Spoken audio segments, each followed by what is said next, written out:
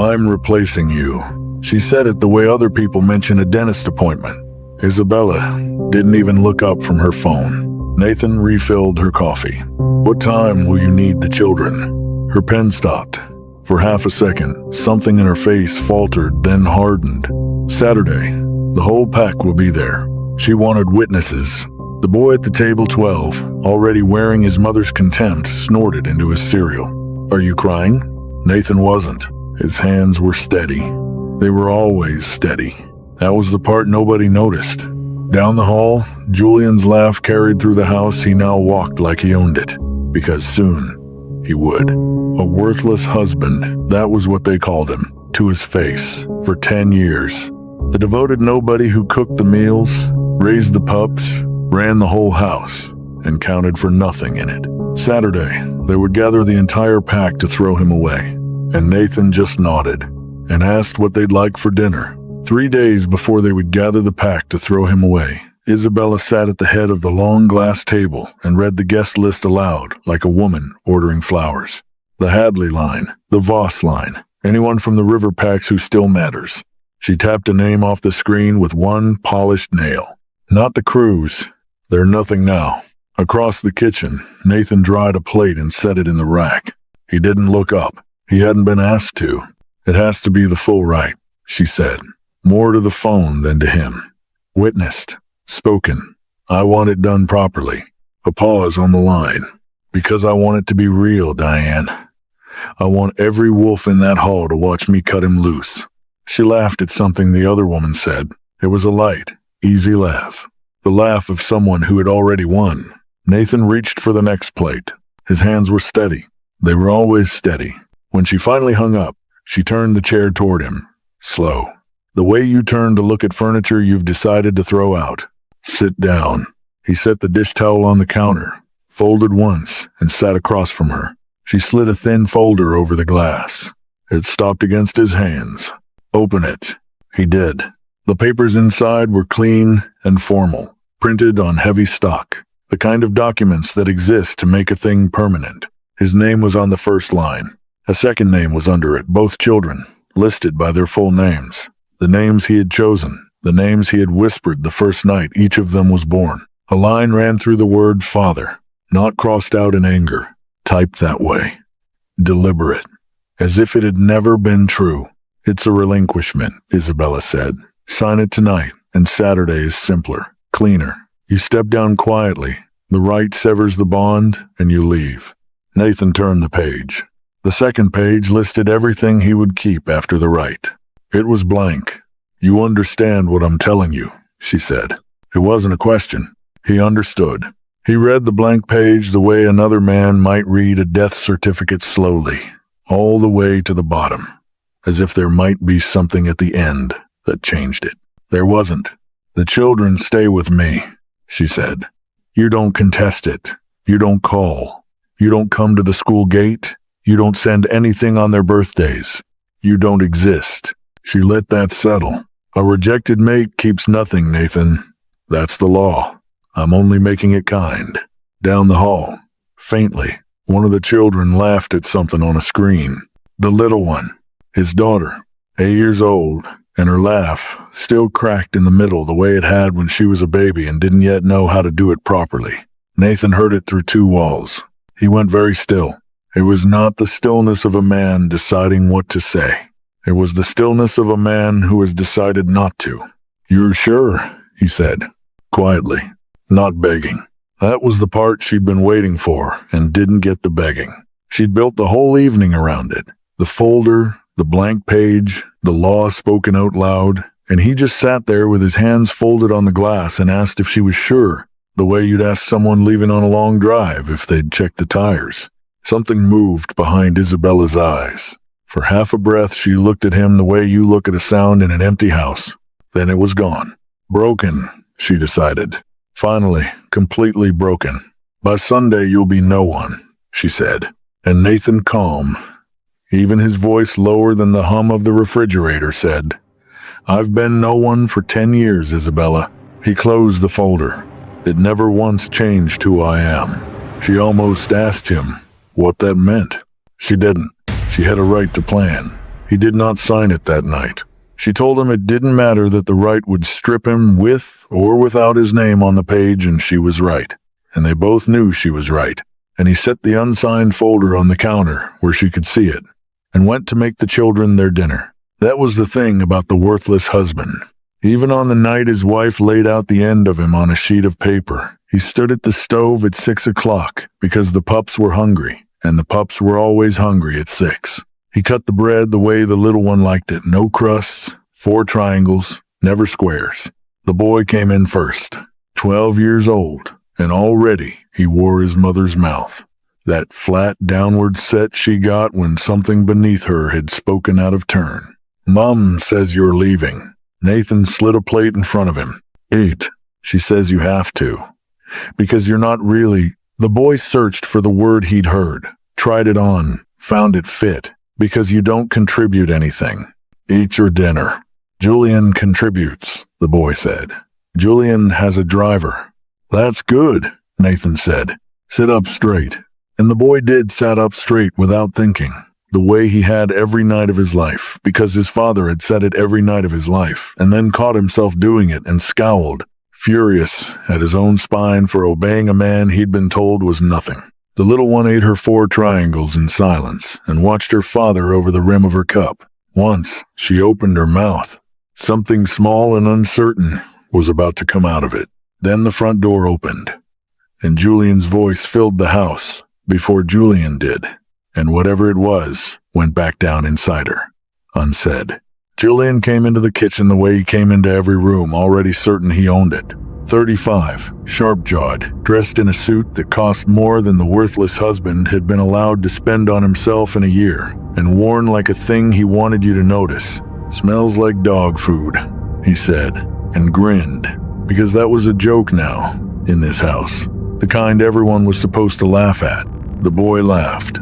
Nathan handed Julian nothing, because Julian had not come in for food. He'd come in to perform. "You still here?" Julian said. "I thought she'd put you out with the bins by now." He crossed to the counter where Nathan had set the night's last tray, the plates, the glasses, the things he'd carry to the sink when the children were done. Julian looked at the tray. He looked at Nathan, and he put 2 fingers on the edge of it and tipped it off the counter. It went down all at once. Glass against tile is a sound that takes up a whole room. The little one flinched hard, both hands flying up. And on instinct, pure animal instinct, faster than the lesson she'd been taught, she reached for her father. Half a second, her small hand came off the table toward him. Then she remembered what she was supposed to think of him, and she pulled it back and folded it into her lap and stared at the broken glass instead. Nobody saw it but Nathan. He saw everything. "Clean it up," Julian said. He stepped over the wreckage on his way to the fridge, glass crunching under good shoes. "That's what you're for. While you're still for anything." He took a bottle of water, cracked it, and leaned against the counter to watch. "These'll be my pups soon," he said, nodding at the boy without looking at him. "You know that, right? You get that. Saturday she says the words, and then I'm the one who—" "I get it," Nathan said. He was already on the floor. He picked up the glass with his bare hands, the large pieces first, then the smaller ones, calm and methodical, the way he did everything, and Julian watched the worthless husband kneel at his feet to clean a mess Julian had made. And Julian smiled, because this was exactly the shape he wanted the world to be. A shard caught the side of Nathan's thumb. A thin line of red welled up. He didn't stop. He didn't wince. He just kept lifting the pieces into his palm, one by one. And the only sound was the small clink of glass on glass, and Julian drinking his water. "He doesn't even feel it," Julian said, delighted. "Look at him. There's nothing in there." He was wrong, but there was no way for any of them to know that. That was the whole point of the man.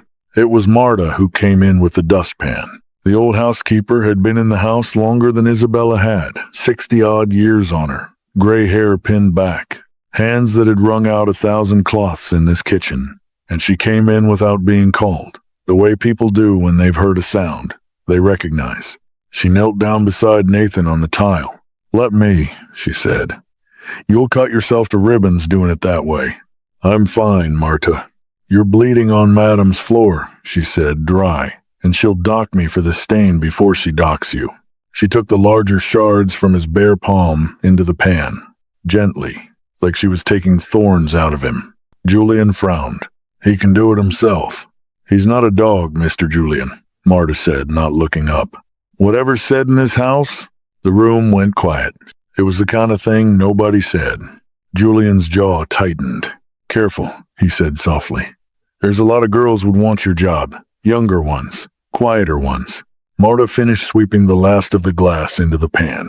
Then she stood, slow, one hand on her bad knee, and looked Julian full in the face, a 60-year-old housekeeper with nothing in the world to her name but the steadiness of her own back. "I've kept this house 30 years, she said. "I kept it for good people once. I'll keep it for whoever signs the check now." She nodded down at Nathan, still kneeling. "But I'll thank you to remember he's the only one in it. Whoever once said good morning to me, like he meant it." She carried the pan out. At the door she paused and said it almost to herself, almost too quiet to hear the kind of thing a woman says when she's lived long enough to know it's true. "Kindness never cost me a thing I wanted to keep." Then she was gone down the hall. Julian recovered fast. He laughed, too loud, and called something after her about the door hitting her on the way out, but the room had turned, just slightly, the way a room turns when someone with no power at all has said the only true thing in it. Nathan got up off the floor. He ran his cut thumb under the cold tap, wrapped it once in a strip of kitchen towel, and went back to the dishes. Behind him, Julian found his footing again, talking about Saturday, about the rite, about how the river packs were all coming to watch, how this was going to be the night everyone finally saw the truth about the worthless husband and the woman who'd been smart enough to throw him away. The boy listened, rapt. The little one watched her father's bandaged hand at the sink and said nothing at all. The next 2 days moved the way the last days before a sentence always move quickly, and not quickly enough. Isabella did not raise her voice once. That was somehow worse than if she had. She moved through the house, finalizing a public humiliation the way another woman might finalize a wedding, choosing the hall, confirming the witnesses, deciding where in the room he would stand when she said the words that ended the mate bond in front of everyone who mattered. She wanted him on the floor of the gathering, not the dais, below her, where the pack could see the difference. She tried the words out once, alone, in the long mirror in the hall, not knowing the door behind her was open. "I reject you, Nathan." She said it to her own reflection, testing the weight of it, adjusting her chin a half-inch higher. "By the bond between us, I reject you, and I cast you out, and I keep what was mine." She liked how it sounded. She practiced the pause before mine. Nathan stood in the open doorway behind her for 3 full seconds, long enough to hear all of it, long enough that a different man would have spoken, and then he walked on down the hall, soundless, and she never knew he'd been there. He folded the children's laundry that night. He matched the little one's socks, the small, ridiculous socks, and laid the boy's shirts the way the boy liked them, even though the boy had told him that morning he didn't care, told him with his mother's flat mouth that none of it mattered, because Julian was going to buy them all new things anyway. He set out their clothes for Saturday, the good ones, the ones they'd wear to watch the pack tear their father out of their lives. He stood in their doorway for a moment. After they were asleep, the boy sprawled, and certain even in sleep, the little one curled small, with one hand thrown out across the empty side of the bed, as if reaching for something that wasn't there. He didn't go in. He didn't wake him. He just looked, the way you look at a thing you were about to be told you were never allowed to have. Then he turned off the hall light and went to make sure the house was locked, because the house was always his last job of the night, and on Saturday it would not be his anymore, and he would do it anyway. Tonight, the way he had done it 10,000 times. Saturday came the way. The worst days always come ordinary. Gray light through the kitchen window, the kettle, the 4 triangles of bread, no crusts. For a little girl who pushed them around her plate and didn't eat them and wouldn't say why. The cars began arriving in the late afternoon, long and dark, sliding up the drive one after another. The river packs and the high lines, the people who still mattered, all of them dressed for an occasion, all of them there to watch. Isabella came down the stairs at 6, in a tailored blazer, the color of money, every hair in place, her certainty worn like the only jewelry she needed. She didn't look at Nathan as she passed. She looked through him. "Get in the second car," she said. "Not with us." Julian held the door for her, smug and gleaming, one hand at the small of her back, like a man holding the door on a future he'd already spent. The children went with their mother. The boy didn't look back. The little one did. For 1 second, from the back window of the first car, his daughter turned and found her father standing alone on the steps of the house he'd kept for 10 years, the worthless husband, the man who contributed nothing, the nobody. They were all driving off to discard in front of the whole pack, and she pressed one small hand flat against the glass. Then the car pulled away, and her face was gone. Nathan stood a moment on the steps. The drive emptied. The house behind him went quiet, that particular quiet of a place that doesn't yet know it's about to change hands. He looked down at his thumb, at the thin, pink line where the glass had caught him 2 nights ago, already half healed. Then he locked the door of the house for the last time as its keeper, walked down to the waiting second car, and got in to be taken to his own undoing. In the great hall across the city, they were already gathering. The lamps, the murmurs, the long room filling with witnesses who had come to see a woman cut loose a man worth nothing. Every one of them was certain how the night would end.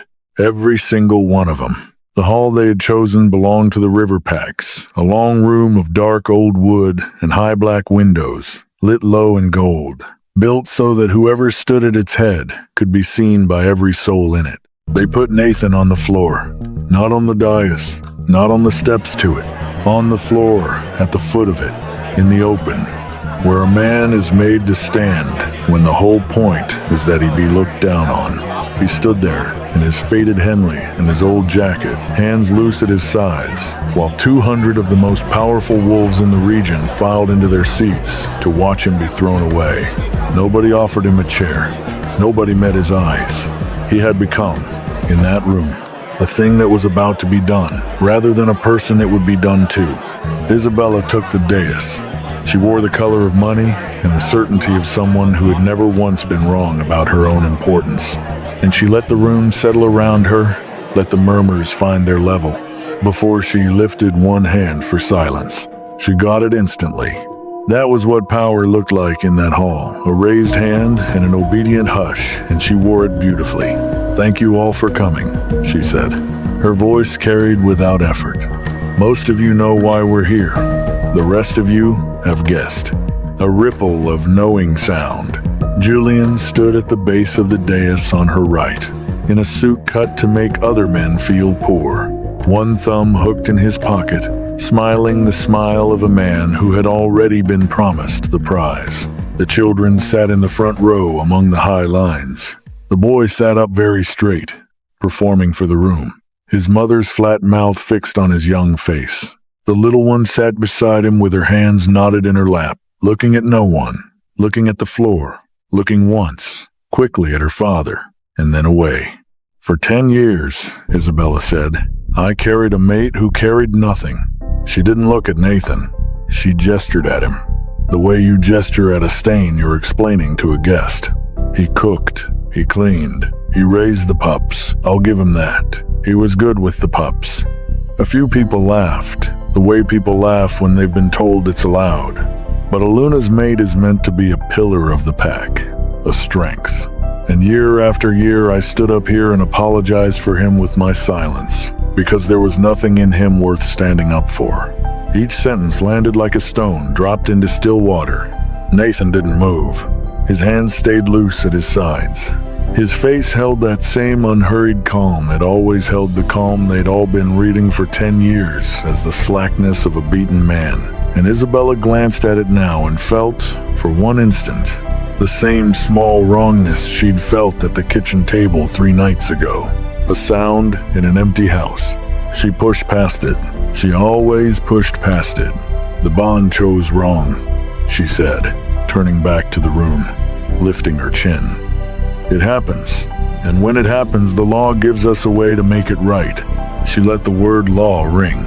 I found my true mate. Her hand found Julian's shoulder. and Julian straightened under it like a man being decorated. And tonight, in front of the pack that matters, I am going to do what I should have done years ago. She looked down at Nathan at last. I'm going to set this house right. I'm going to keep my children, my standing, and my name. A beat. And I'm going to give back the dead weight I've been dragging. The hall was so quiet now that the gold lamps seemed to hum. This was the moment she had practiced in the mirror. This was the pause before mine. Nathan. She said his name like a sentence handed down. By the bond between us, I reject you. Something moved through the room. It is a real thing. The breaking of a mate bond. And the old wolves in that hall felt it the way you feel. A window break 2 rooms away. A pressure. A wrongness. A thread going slack that had been pulled taut for 10 years. I cast you out of my house and my pack and my life. The little girl's head came up. I keep what was mine, my children, my home, my place, and I send you out with what you brought me. Her voice did not waver. Nothing. And the bond broke. It broke the way a bone breaks clean, a single, soundless, total snap that every wolf in the room felt go through the floor, and Nathan's head dipped just slightly, the way a man's head dips when something is taken out of him. For one heartbeat, it was done. She had won. The worthless husband stood cast out and severed in front of 200 witnesses, with nothing, exactly as she'd promised. And a low murmur of approval began to move through the hall, the sound of a pack agreeing that justice, cold and tidy, had been served. Isabella let herself smile. She had built this for months, and it had landed exactly as designed. She opened her mouth to dismiss him from the floor. That was when the doors at the back of the hall opened. They didn't bang. They didn't slam. They simply opened both of them, wide, smooth, with the unbothered certainty of doors that have never once been locked against the people coming through them. Heads turned. A flicker of irritation crossed Isabella's face, an interruption, now, at her moment, and she drew breath to say that this was a closed rite. Then she saw them, and the breath stayed in her chest. A man walked in at the head of a small group of others, and he was perhaps 50, with a strong-lined face and silver-streaked dark hair, and the unhurried bearing of someone who has never in his adult life entered a room that did not rearrange itself around him. He wore a dark suit cut with a severity that made Julian's look like a costume, and the wolves of the river packs the high lines. The people who mattered, the ones who had come to watch, went quiet in a way they had not gone quiet for Isabella. This was a different quiet. This was the quiet of predators who have just understood that something larger has entered the water. The man came down the center aisle of the hall, and his people came behind him, and he did not look at the dais. He did not look at Isabella in her color of money, with her hand still half raised over her victory. He did not look at Julian. He walked the length of that long room, past every powerful wolf in the region, past the front row, past the children, and he stopped in the open space at the foot of the dais, in front of the man in the faded Henley, and the distinguished man in the severe dark suit, the man 200 wolves had just gone silent for, looked at the worthless husband who had nothing, and lowered his head. "Sire," he said. The word dropped into the hall like a stone through ice. "Forgive us. We searched a long time." And then he went down, onto one knee, on the hard floor of the River Pack's gathering hall, in front of everyone, the formidable man, the one the powerful deferred to Knelt to the house husband. They had all come to watch be discarded. And behind him, his people knelt too. For one suspended second, nothing in the hall understood. And then it began to... Nathan let out a breath. It was a small thing. That breath, the kind of breath a man lets out when he sets down something he has carried so long he had stopped feeling the weight of it. And, as it left him, the thing he had been holding for 10 years left him with it. He stopped suppressing what he was, and every wolf in that hall felt it hit the room. It came off him like pressure off deep water, a rank, a presence, a weight in the blood that none of them had ever stood near in their lives, and their bodies answered before their minds could catch up. The high lines, the river packs, the most powerful wolves in the region, 200 of them, all at once, felt their own wolves drop and bare the throat to something that outranked them by an order they hadn't known existed. And across the hall, helplessly, instinctively, people went to their knees, not because they chose to, because they could not do anything else.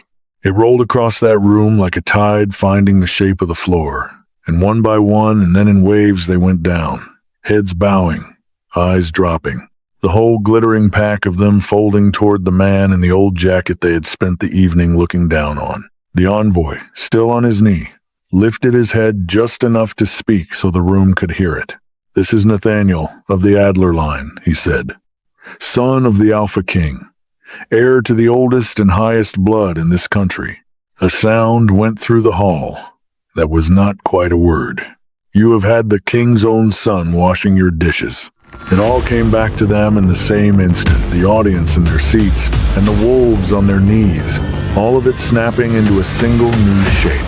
The steady hands, the unbroken calm that had never once cracked no matter what they did to it. Not weakness, never weakness, but the lid held down hard over this. The man who cleaned broken glass off the floor with his bare hands and did not flinch. Because a thing like a cut thumb is nothing to a creature like him.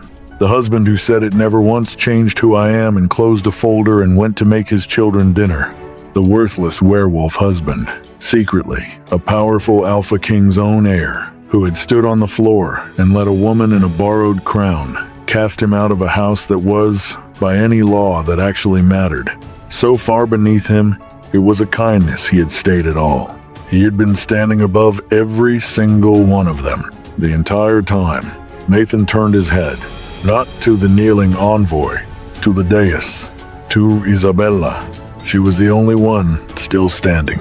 She stood frozen at the head of her own rite, one hand still half lifted from the words she had practiced in the mirror. Her color of money blazer, suddenly the cheapest thing in the room, and she was the last to feel it. Because she was farthest, because some part of her still could not let go of the shape the world had been 10 seconds ago. Then it reached her too. Her knees buckled. She caught the edge of the lectern, white-knuckled, fighting it, fighting her own wolf as it tried to drag her down toward the man she had just thrown away with nothing, and she lost. She went down onto the dais, the Luna on her knees, above the floor she'd placed him on, bowing, because her own blood made her bow, to the husband she had spent 10 years and one carefully designed evening proving was no one. Julian was already on the ground. He had gone down with the first wave like everyone else.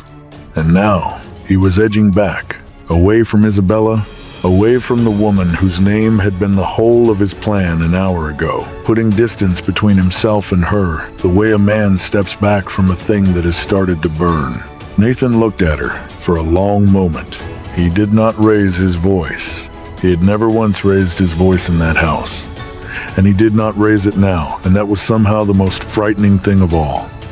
Because the calm they had all mistaken for defeat was still there, unchanged, and now they could all see exactly what it had always been.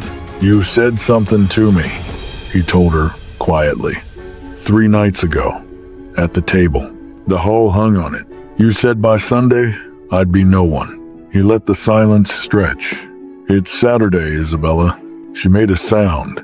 Her mouth shaped his name, shaped a word like please, or the start of one, and nothing came out but air. And Nathan, the worthless husband, the king's own son, looked at the woman kneeling above him in the wreckage of her own design, and felt nothing he intended to give her. He turned away from her.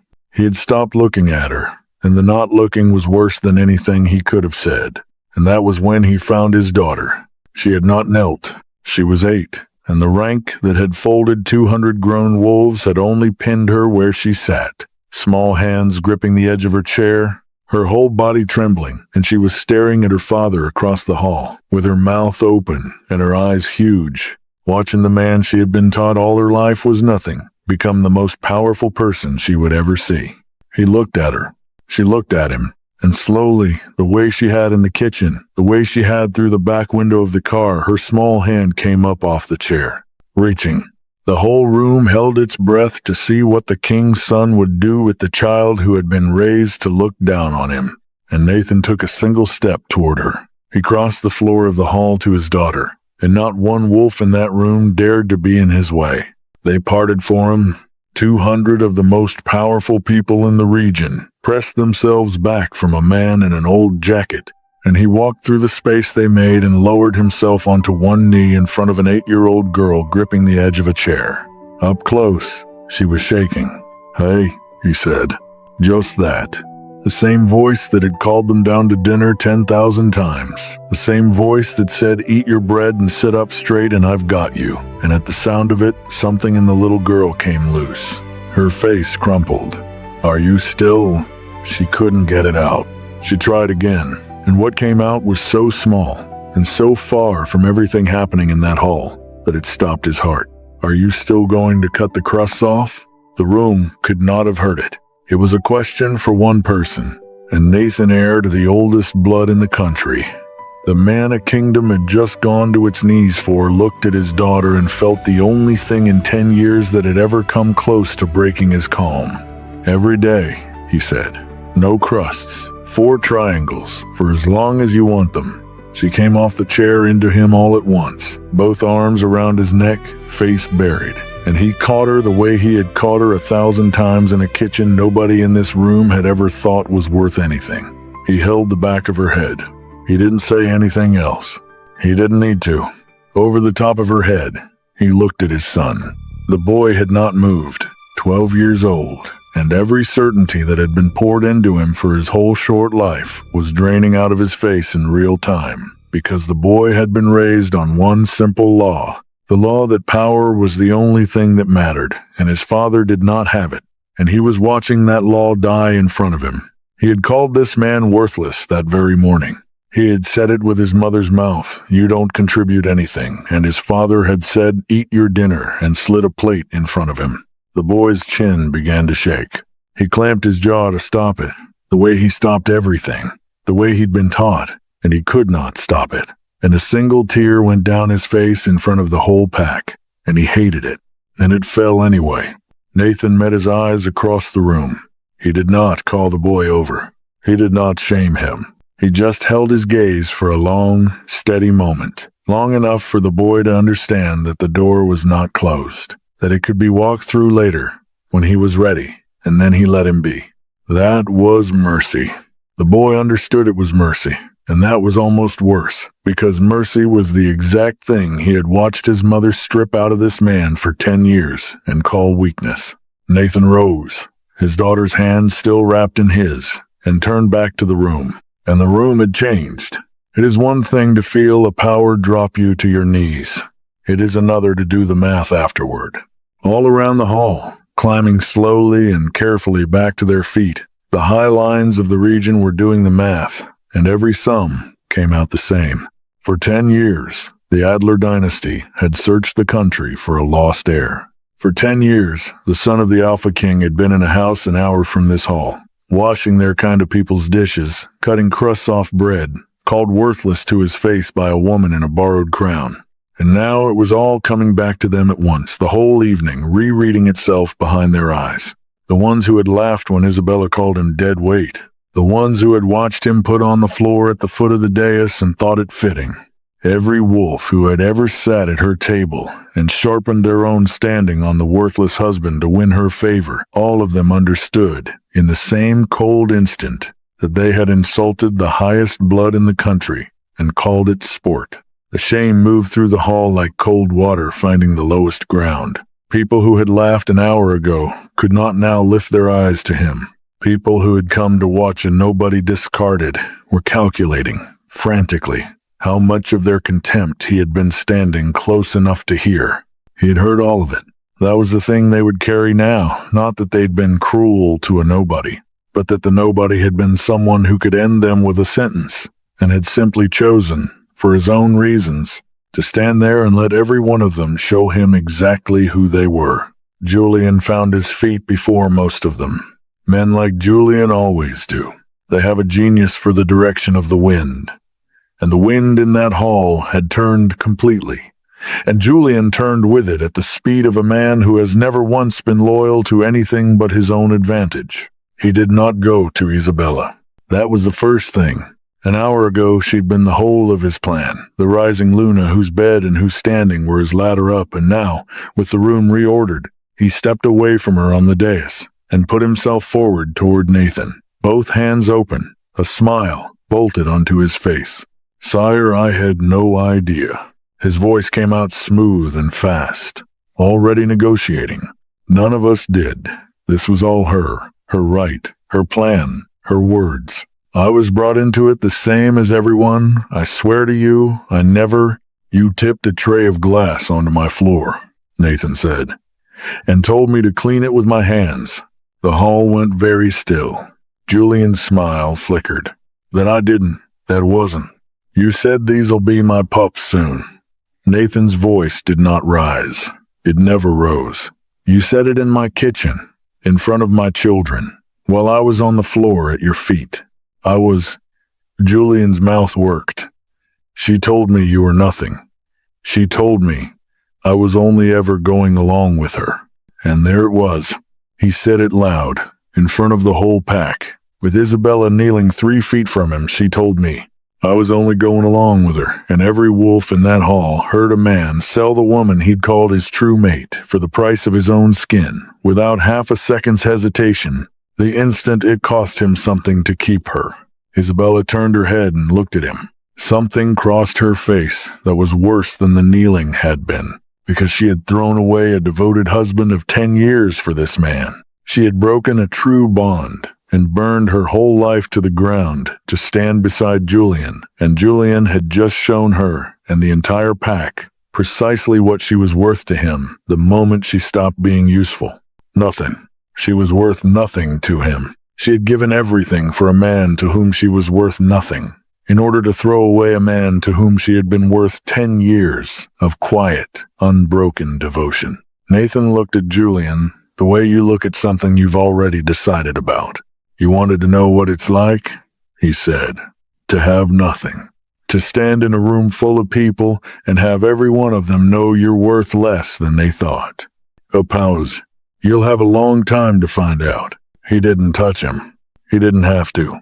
The envoy, on his feet now at Nathan's shoulder, made a small motion with one hand, and 2 of his people closed in on either side of Julian, and the strutting man with the costly suit and the driver and the genius for the wind was walked out of that hall like a thing being removed, his protests climbing higher and smaller, all the way to the doors. Then the doors closed, and the room did not mourn him.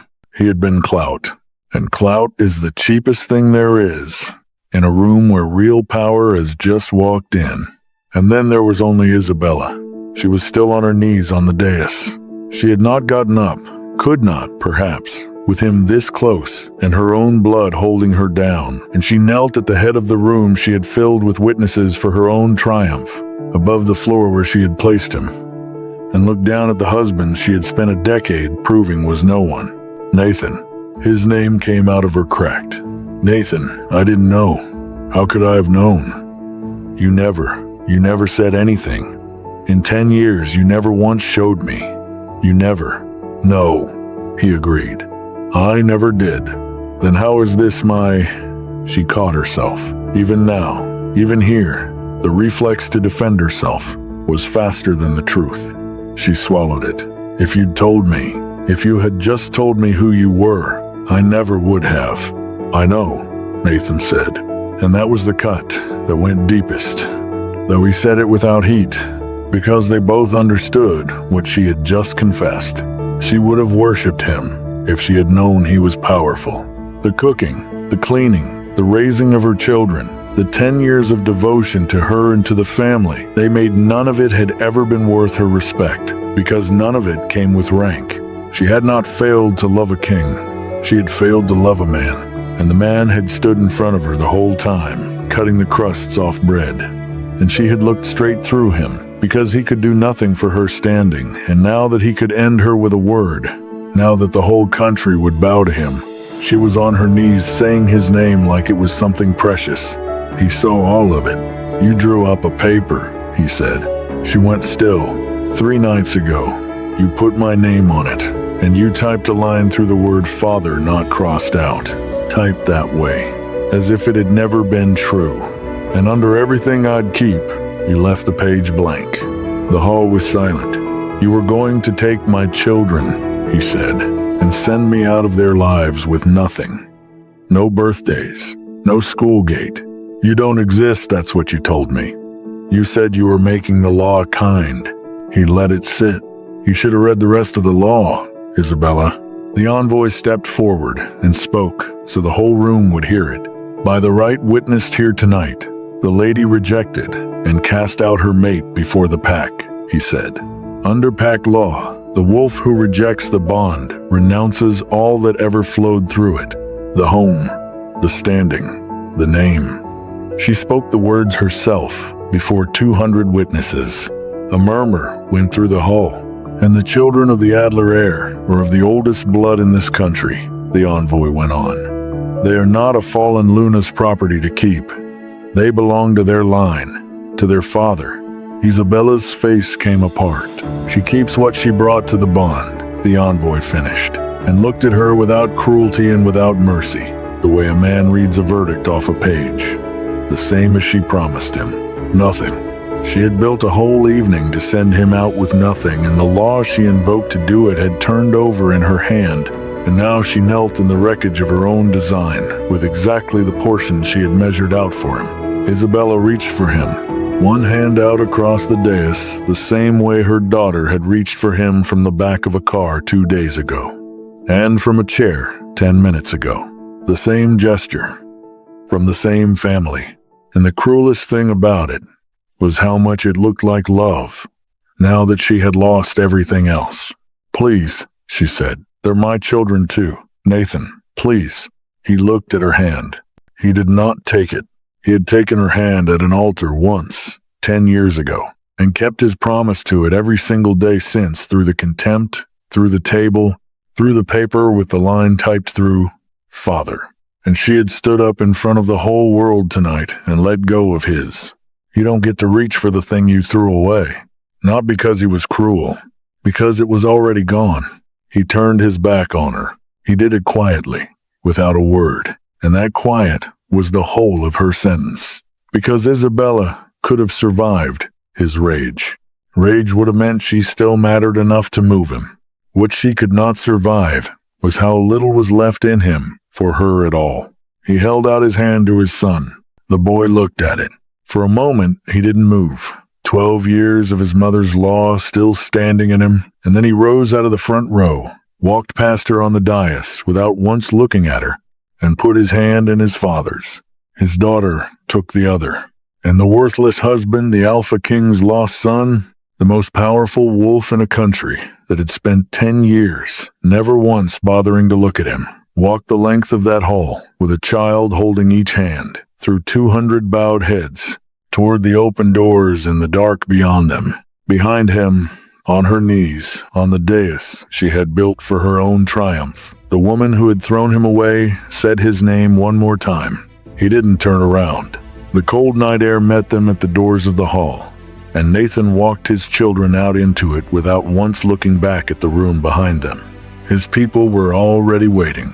For 10 years, while he had been cutting crusts off bread and locking a house that was never his, the Adler line had not stopped searching the country for him, and now that they had found him, they moved around him with the quiet certainty of something that had been waiting a long time to begin. Cars along the drive, a coat held open against the cold, a path cleared before he reached it, by people who lowered their eyes when he passed. The boy slowed at the foot of the steps and looked up at the line of dark cars and the dark-suited people beside them. Are these yours? His voice was small in a way it had not been that morning, when he'd had his mother's mouth and his mother's certainties. They're ours, Nathan said, and the boy went quiet, because the word ours had a place in it for him.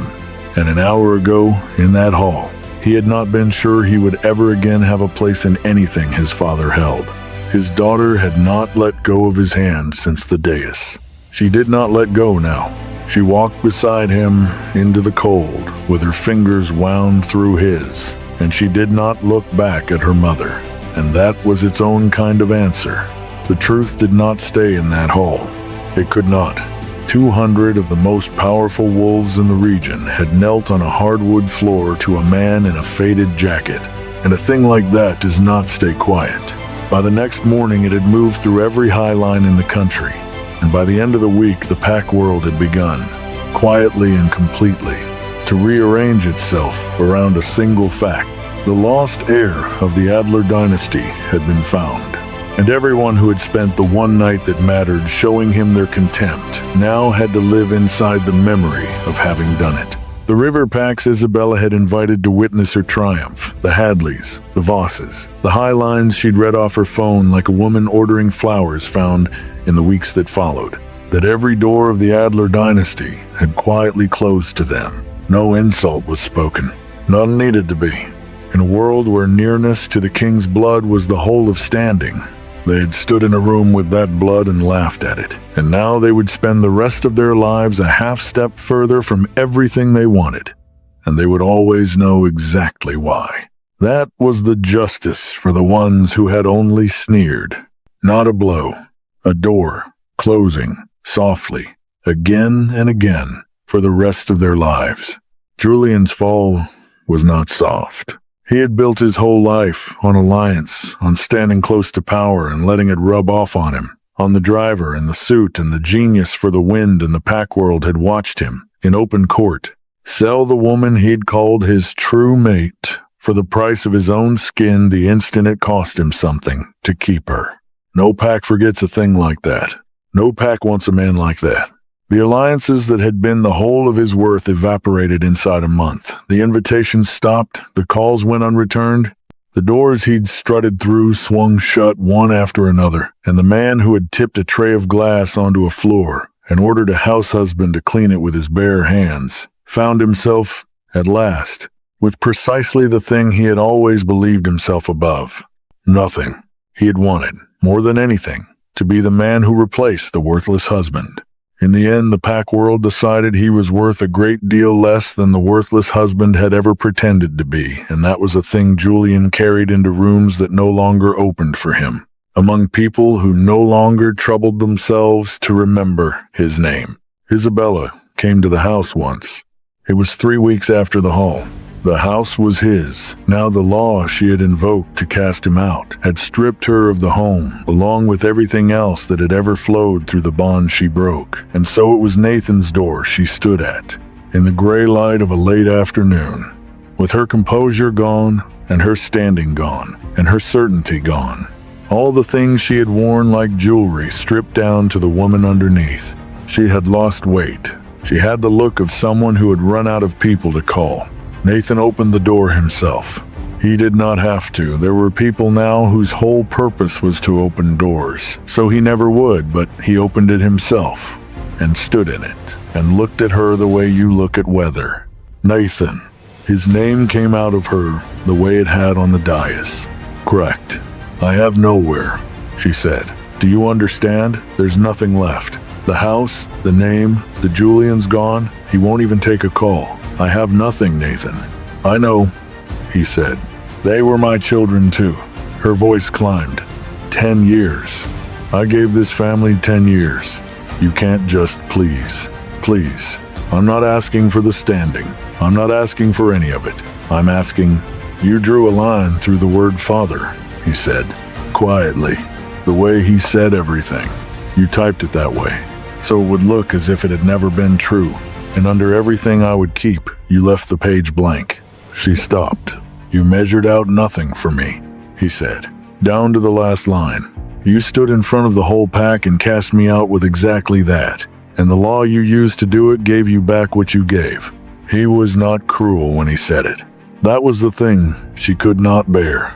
There was no heat in him at all, no rage, no triumph, nothing she could push against. Nothing that would have meant she still mattered enough to move him there. Was only a man looking at her from a very great distance, and a door he had not yet closed. I'm sorry, she said. I'm sorry, Nathan. If I had known... I know you're sorry, he said. You're sorry I was someone. He let it land. You were never sorry when you thought I was no one. And there was nothing she could say to that, because it was true, and they both knew it was true. And the truth of it was the whole of her sentence. "Goodbye, Isabella." And he closed the door. Not hard. He did not slam it. He simply closed it, gently. The way you close a door on a room you are never going to enter again, and the soft click of the latch was louder, in the end, than anything he could have shouted. On the other side of it, on the steps of the house she had once ruled, the woman who had thrown away a true and devoted bond stood alone in the gray light with the nothing she had earned. She did not knock again. Inside, the house was warm. It was a different warmth than it had ever held. The cold, expensive hush of Isabella's house was gone, and in its place was the ordinary warmth of a kitchen with something on the stove, which was the only kind of warmth Nathan had ever known how to make. Marta was at the counter. She had stayed. When the dust settled and the household scattered, and it had scattered, the staff who'd taken their cues from Isabella melting away the moment her standing collapsed, the old housekeeper had simply kept coming in the mornings, the way she always had, wringing out cloths in a kitchen for a family that had changed beneath her hands. Nathan came and stood beside her. "Marta, sit down a minute." She gave him a look. "I've got the lunch to do. Sit down." She sat, slow, one hand on her bad knee the same way she'd lowered herself onto the tile 3 weeks ago to take broken glass out of his bleeding palm. He set an envelope on the table in front of her. She looked at it the way she looked at most things, with a lifetime's suspicion of anything that came too easy. "What's this?" "It's a house," he said. "A small one. Yours. Paid. Finished. In your name, no one can ever take it from you, and no one can ever put anyone younger or quieter in it." A pause. "And enough that you never have to wring out another cloth for anyone as long as you live, unless you want to." Marta did not open the envelope. She sat very still, her hands folded on the table, and for a moment the only sound was the pot ticking on the stove. "Why?" she said at last. "Not thank you." "Why?" "Because a woman who has spent 60 years being treated as furniture does not know, at first, what to do when someone treats her as a person. 3 weeks ago," Nathan said, "a man in a costly suit stood in this kitchen and called me a dog, and a whole household agreed with him." He looked at her, and one person in this house got down on her knees on the floor and told him I wasn't, when it could have cost you everything. When you had no reason to think it would ever matter to anyone. He nodded at the envelope. "You said kindness never cost you a thing you wanted to keep, Marta. I've thought about that line every day since." Something true moved at the corner of his calm. "I wanted you to find out it earns, too." Marta's eyes filled. She didn't let the tears fall. She was not a woman who let things fall, but they stood there, bright, and she put one weathered hand flat over the envelope and nodded once, and that was all. It was the only thank you she had in her. It was enough. "That little one," she said after a while, wiping her eyes with the heel of her hand, brisk, embarrassed. "Still won't eat 'em with the crusts on." "I know," Nathan said. "4 triangles." "I know," he said. "Never squares." And the old woman laughed wet, surprised. The laugh of someone who hadn't expected to laugh again so soon, and the warm kitchen held it. And for the first time in 10 years, the house was a place a laugh like that could live. The children were the slow part. The little one had come back to him all at once, in the hall, with her arms around his neck. But the boy was 12. And 12 years of a single law do not undo themselves in a night. For a while he was quiet in a way he had never been. He had been raised to believe that power was the only thing that made a person worth anything, and he had watched that belief proven true in the most overwhelming way imaginable. His father did have power, more than anyone alive, and Nathan could see the boy trying to fit the pieces together the wrong way, trying to love his father now, because his father turned out to be a king, and Nathan would not let him have it that way.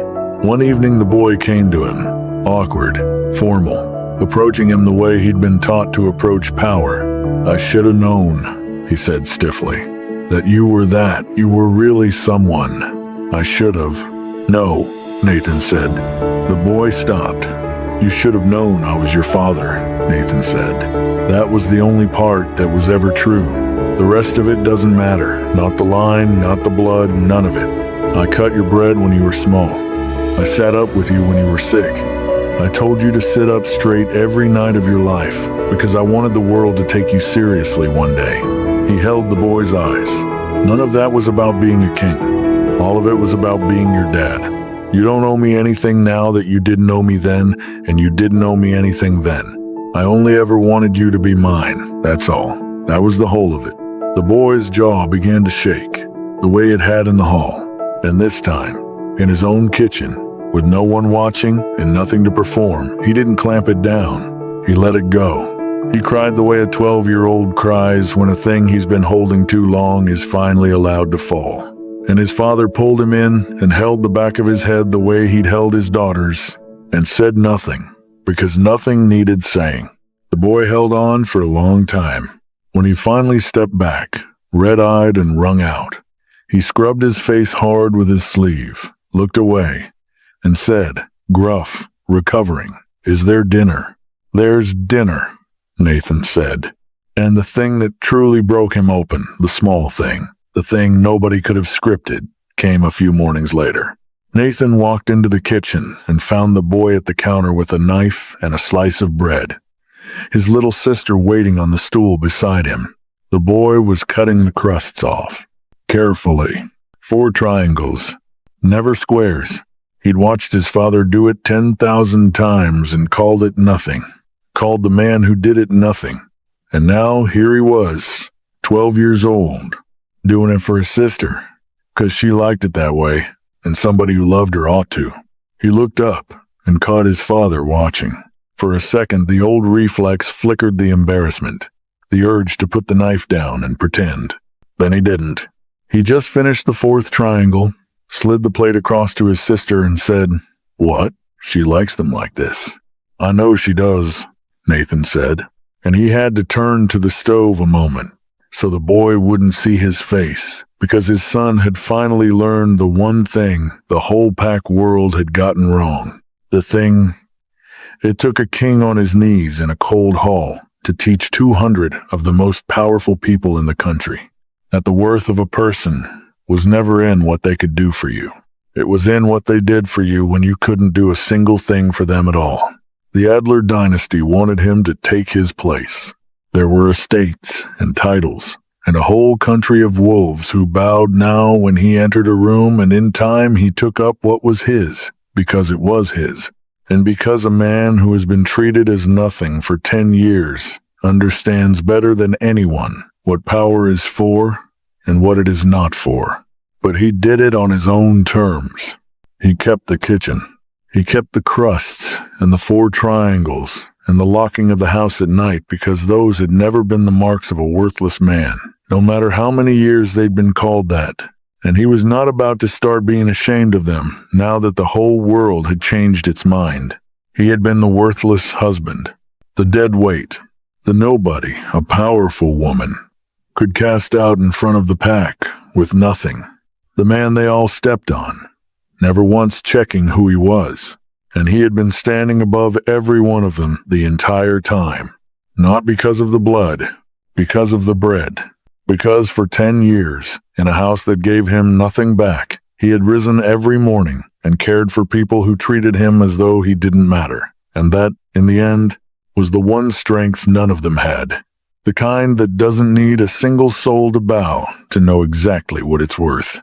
They threw him away, and he walked out the door with the only things in that house that were ever real, his children's hands in his own steady heart, and nothing owed to anyone behind him. The worthless husband was gone. He had never existed at all. There had only ever been a man they refused to see, standing exactly where he'd always been able to stand the moment he decided to let them look. They spent 10 years telling him he was worthless. Not one of them ever looked closely enough to see what they were standing in front of. The wife who threw him away is left with the nothing she earned. The man who strutted beside her is gone, into rooms that no longer open for him. And the husband they all stepped on is standing exactly where he always could have. They just never once let themselves see it. Remember that. The next time someone shows you who they are, by how they treat the person they're certain can't touch them. Because the ones who truly matter are never the ones who treat you as though you don't.